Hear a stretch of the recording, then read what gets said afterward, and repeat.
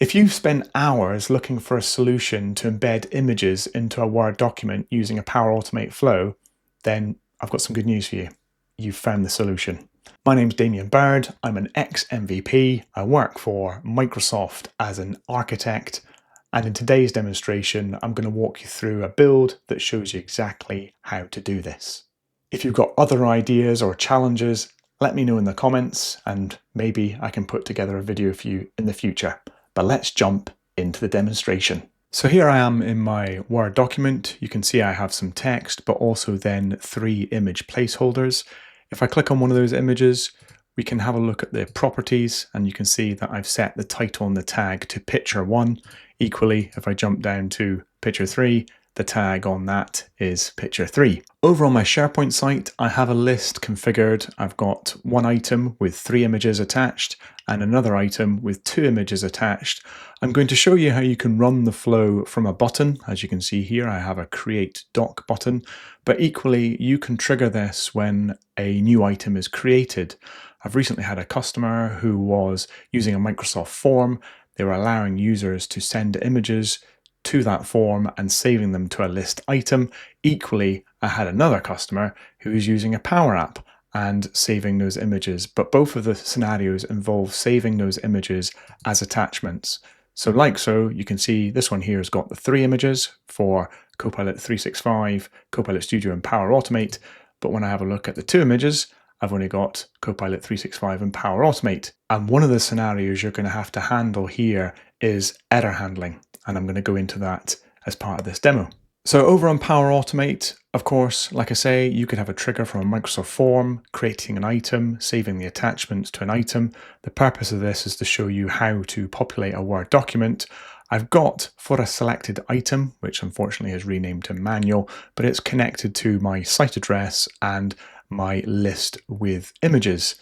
Now, in order to make this work, you need to go and get the attachments from the list item. So if I search for get attachment, you'll see here I have get attachments. And so if I select my site address and then my list name, the ID is dynamic. And because I'm using the for a select, I'm able to get the ID. Make sure you're getting the ID of the item and not the file ID. And when I select that, that will get the attachments of that specific item. This will work, like I say, if you're creating a new item, as long as you get that ID as part of the dynamic content. Once I've got the attachments, I then need to get the attachment content. So if you search for attachment content, you'll see there's another action, which again, I need to fill in that site address. I need to fill in the list name. I can fill in the ID again using the ID, not the file identifier. And then here I have the file identifier of the attachment, and this is going to come from the get attachments action, which will get the identifier. Now, before I click on that, you'll note that these actions are running sequentially, one after the other. As soon as I add in the file identifier for the get attachment content, it will put me into an apply to each. I do have a video on why apply to each happens. I would recommend you watch that, and I'll include a link in the description. So this is going to loop through the attachments, whether there's 1, 2, or 3. Of course, my Word document has 3 placeholders. So what I want to do next is to add in an action underneath the apply to each called Populate a Word document. And that will feature underneath the Word Online. Maybe you need to see more. There we go. Populate a Word document template. Again, selecting the location, which is going to be my SharePoint site, my document library, which is documents, and then the file I need to go and browse for now. It's in my doc with images folder, a template for images. That's the original file that I showed you earlier.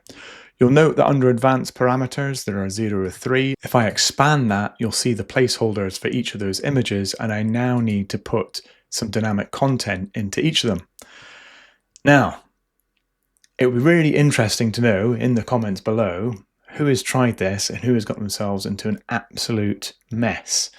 I'm going to show you a method today that will hopefully simplify the way you do things, but also show you some basic error handling for that scenario where I've only got 2 images instead of 3 images, or in fact 0 images, and that's by inserting a dummy image or a placeholder image if an image isn't found. So the easiest way, I believe, in order to get the attachment content is to create an array. There are two mechanisms for doing this. You could initialize a variable above the apply to each, or you could insert a compose action. My preference is a compose. You'll see these advanced techniques in a lot of my videos and make your flows far more efficient. But I've inserted a compose, and then if I go into dynamic content, you'll see that I have the attachment content. I can put that into the compose, and I now have the content of each of those attachments, whether there's 1, 2, or 3. Then underneath the apply to each, if I add in another compose, this will allow me to bring all of the attachments into this compose. I'm actually going to rename this to compose attachments. And then within the inputs, I'm going to write a very simple expression. It's outputs, open bracket and close brackets, single quotes, and in those single quotes, you write the name of the compose action that is in the apply to each. So my compose is called compose. If you rename it to something else, make sure you put that name, and that will get all of those attachments back as an array. My top tip here is not to have spaces in the names of your actions. So hit an add, and we now have a compose action that has an array of attachments. Back into our Populate a Word template, I've got picture 1, picture 2, and picture 3. They're out of order, sadly. But if I come in here and I go and choose dynamic content for picture 1, you'll see that I have the compose attachments. If I was to select that right now, it would go and put all of those images into one image control. I'd get a horrible error. Who knows? It wouldn't work. So instead, what I need to do is go into FX, and I can choose dynamic content, choose the outputs, and if I want the first image, I can simply use a question mark, square brackets, and in that 0. A 0 means the first item in an array. If I go and highlight that with my mouse and Control C, I'll hit the add button at the bottom, and I'll move on to picture 2 into FX, Control and V to paste, and rather than 0, if I put 1, that'll get the second attachment, and I can add that, and again into the FX, Control V, and again change that to 2, that'll get the third image, and add that. We have a solution. This will populate the document for my perfect item that has 3 images. I'll go ahead and save this flow, and then I'll jump back into my list and I can go and test it. So in the perfect world, if I try and create a document with the 3 images, and remember your trigger can be something completely different, but this is the easiest way for me to demo right now. I click create document. If I jump back into my flow and back onto the details pane, 6 seconds ago, my flow is run and it's populated a Word document. Yes, we haven't saved it yet. Let's worry about that shortly. If I jump back onto my list and the one that's got 2 images, if I try and create the document, now hopefully you'll have seen this error before. If I run this flow, jump back across onto my flow and into my details, it's failed. Why has it failed? Let's have a look. So the error message we're getting is the image is not of type PNG or JPG. Please provide an image of type PNG or JPG. Now you're thinking, I provided 2 images, but why hasn't it worked?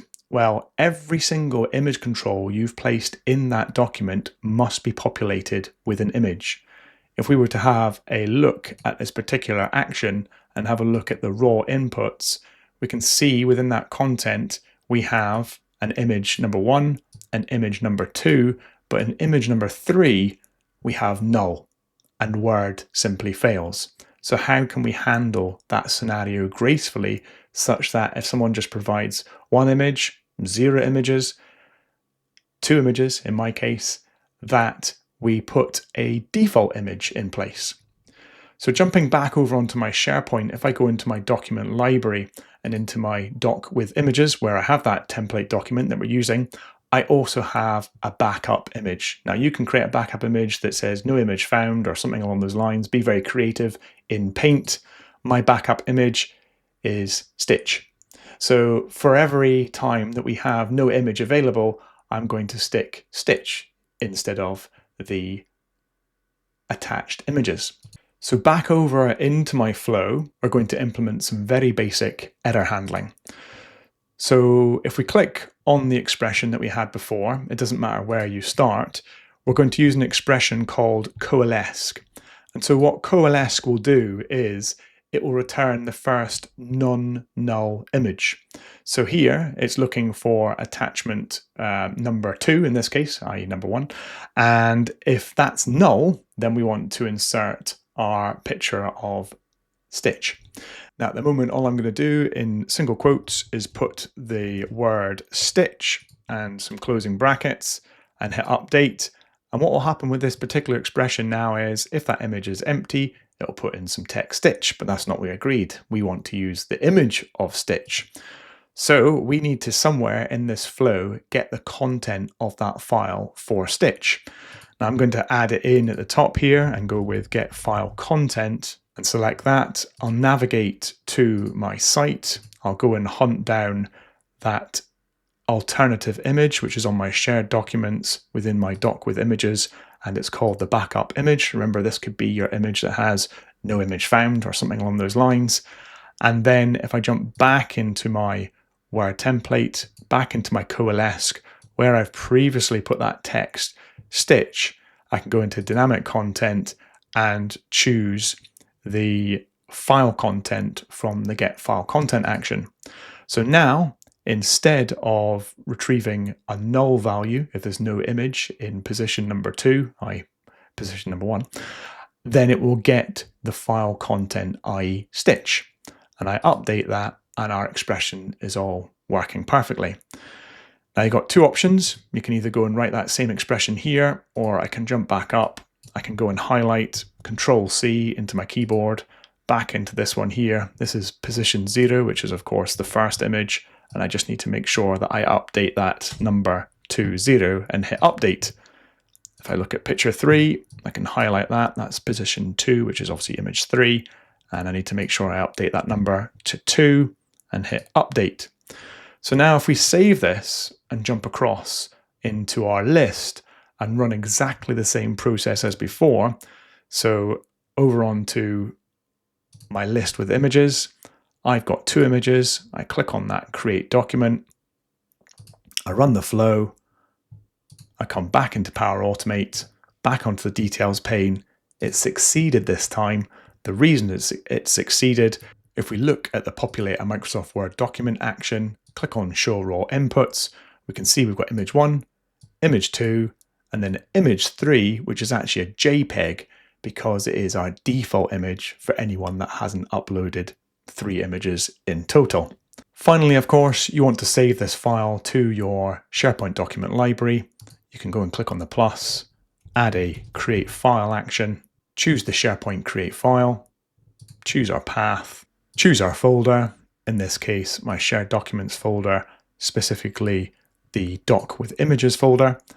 In terms of a file name, I like to keep things dynamic, so you can use the UTC Now action, and then you can insert lowercase y's, uppercase m's, lowercase d's, that gives you years, month, dates. Then you can have hours, minutes, and seconds, so lowercase h, m, and s. And if we add that in, we have a prefix to our image, and I can simply call this doc with images .docx. Very important to include that file extension. The file content, nice and easy, dynamic content, and from the Populate a Word template, you choose Microsoft Word document. So once more, I'll hit save. We'll jump back across into our list. I'll hit the button on the 3 images and hit run flow. I'll hit the button on the 2 images and run flow. And let's go and add a new item as well, no images, and I'll add no attachments. I'll save that. I can create a document and run the flow. And then I jump across into my document library, into the doc with images. We have those 3 documents. If I click on one of them here, we can see I've got the 3 images from the item that had 3 images attached. If I click on the next one, we have the 2 images with Stitch as the backup image. And then if I jump across into the final document, we have 3 versions of Stitch because we had no images attached, and we've built error handling to handle the scenario of 0, 1, or 3 images based on the number of image controls. Now, before I finish things off, if I come back into my flow and click on the Populate a Word template action and go to About, this is a key area to learn about actions. You can see there is a Learn More section.